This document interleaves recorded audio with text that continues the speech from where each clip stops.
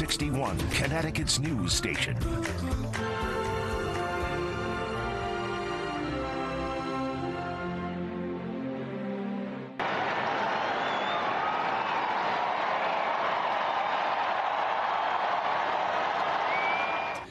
The wait is over. There is a new pope in charge of the Catholic Church. Thanks for joining us for the Fox 61 News at 10.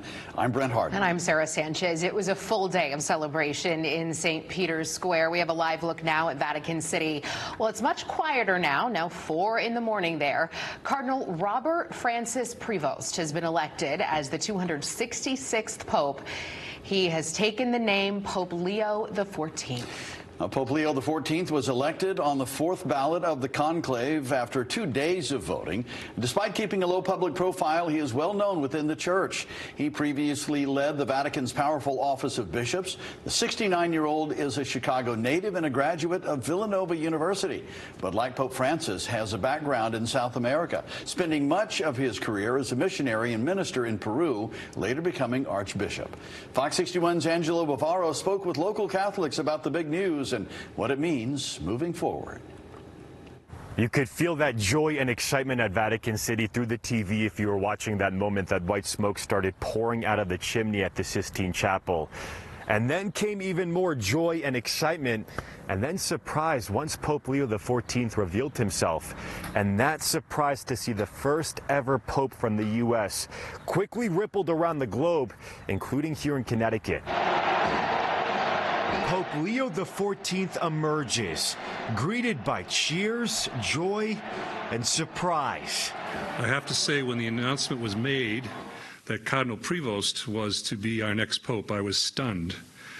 The first words out of my mouth were a two-letter phrase, of which the first word is holy, and I will leave the second word to your imagination. To put it more plainly, Archbishop Christopher Coyne with the Archdiocese of Hartford says he never thought an American would be elected pope. At no time in the history of the Church has a pope who was a native son of the reigning superpower of the world, at least in the West, been elected to the greatest of all spiritual offices in the West. Americans across the country are celebrating the historic moment. He had a great message for unity, to build bridges. I know that he's very level-headed, that he's well thought of. He was well thought of in Rome, including Catholics in Connecticut. With what's been happening in the past couple of years in America, I think people feel very tired. There's been a lot of political turmoil. There's been a lot of stress. There's wars going on. And I think that the fact that cardinals from across the world came together and decided to make an American the Pope is a really powerful message that's not lost on us. Jack Abbott and Sidney Crockett are with the Southern Connecticut State University Newman Society. The last Pope Leo XIII, he was a big contender of social justice, and I think Leo XIV is kind of trying to send that same message. The students, along with Catholic leaders, hope the church's new era energizes the faith. When I first heard the news, people in the school were celebrating, people were hugging each other. I don't think in my entire life I've seen that kind of positive reaction to a news story. Here in the Archdiocese of Hartford over the past year, we've been seeing significant growth. It took cardinals only 2 days to select a new pope. That is among the shortest conclaves in recent decades. Reporting in Bloomfield, I'm Angelo Bavaro, Fox 61. All right, time now for a weather impact alert for you. More rain is on the way, and it could create more problems. Let's check in with Chief Meteorologist Rachel Frank. So when's the next round of wet weather going to start, Rachel? Well, we're never going to fully dry out tonight, but we are in kind of a break in the action where these showers are kind of benign. But as we head towards and after daybreak tomorrow, rain will become steadier, and I think it will be the heaviest between 10 a.m. to 10 p.m. tomorrow night. So we have issued that weather impact alert for poor drainage issues, for the potential for some river flooding. So you might need some extra travel time. Also, just make sure the sump pump is ready to go. It's plugged in. It's got the battery backup, and make sure that any gutters on your street or any storm drains have a clear path so the water has somewhere to go. Here's a look at some of the downpours and storms that came through earlier. And again, we still have a few leftover showers out there, but nothing terribly heavy. As I mentioned before, though, that will change, though, heading through your Friday. Overnight lows will stay in the 50s. We'll see periods of rain as we head through the day tomorrow. And notice it's raining right out of the gate when we wake up tomorrow morning. We'll take a closer look. Your full forecast coming up. Rachel, thank you. New tonight, a man is in jail after police in Watertown charged him with kidnapping in a pair of decades-old cases. Police say 62-year-old John Church committed the crimes during the summer of '82 and the summer of '83. At the time, both victims were 6 years old. Police say the investigation started in January of this year after allegations of sexual abuse were made to the officers. While investigators worked with the Waterbury State's Attorney's Office, they were told the statute of limitations for sexual assault charges expired. Church is being held on $1.5 million bond and is due in court tomorrow. Well, tonight, a discussion about an increase in hate crimes in Connecticut. Community leaders hosted a meeting at West Hartford Town Hall, and part of that discussion was how people can prevent hate crimes. Fox 61's Valerie Moravi has that important message. Yeah, according to the Connecticut Department of Emergency Services and Public Protection, Connecticut has seen more than a 50% increase in hate crimes since 2021. Now, that concerning trend has some of the state's top law enforcement leaders speaking directly to communities like here in West Hartford. If you feel like you've been targeted or you're the victim of a hate crime, it's not for you to decide or to try to figure out if it's a hate crime or not. Please report it. Law enforcement leaders spoke with people in West Hartford Thursday night, talking about the importance of understanding how hate crimes are identified, reported, and investigated. West Hartford Chief of Police Vernon Riddick Jr. says one of the first steps to help minimize hate crime is to educate the public. Education is king. Sometimes people are hindered to reporting crimes. They don't know what to report.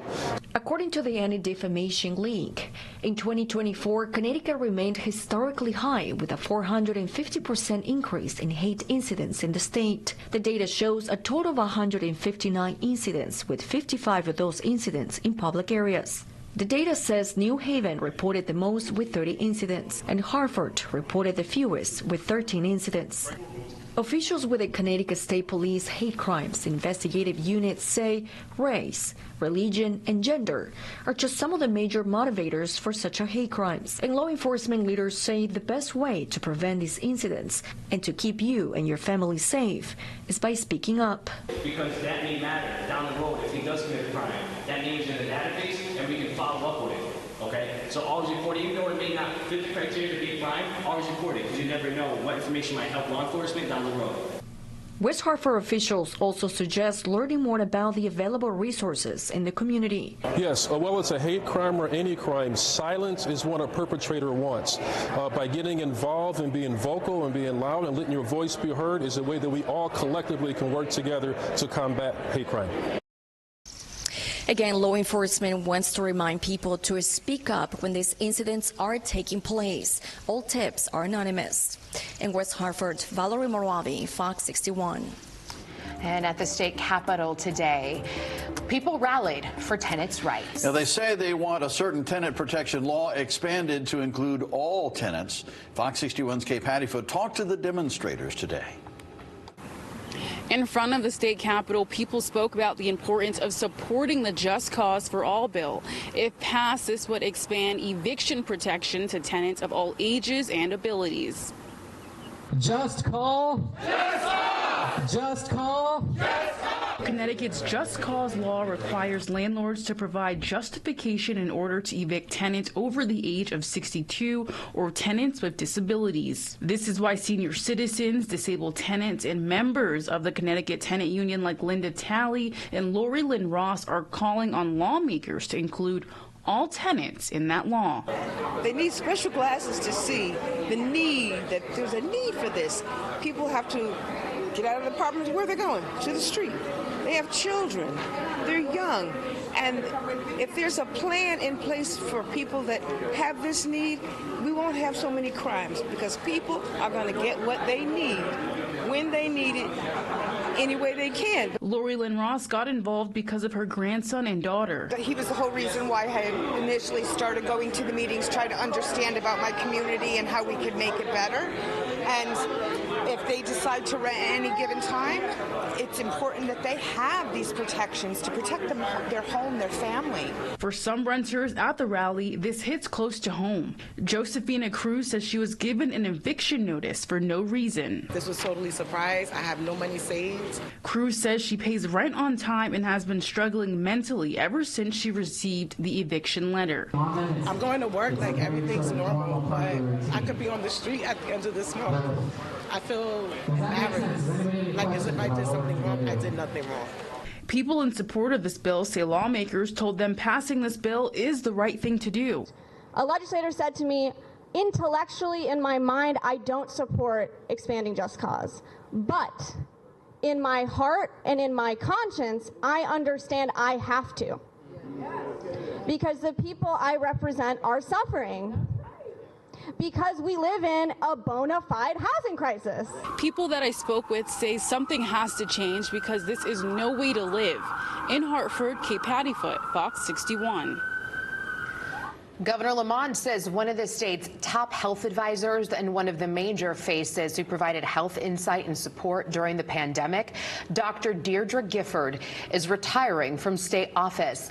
Dr. Gifford currently serves as the commissioner of the Office of Health Strategy. She was acting public health commissioner during the peak of the pandemic in 2020 and was the governor's top advisor when it came to handling COVID-19.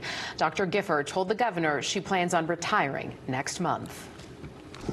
Officials warn about mysterious seeds that could carry invasive species. I'm Stephen Reels. We'll have that story coming up. Plus, future upgrades could be coming for air traffic control. We'll lay out the proposed plan announced by Transportation Secretary Sean Duffy. Here comes the rain again and again and again. We're going to talk about the issues we face with all of this coming through and the weekend improvement, albeit slow, coming up.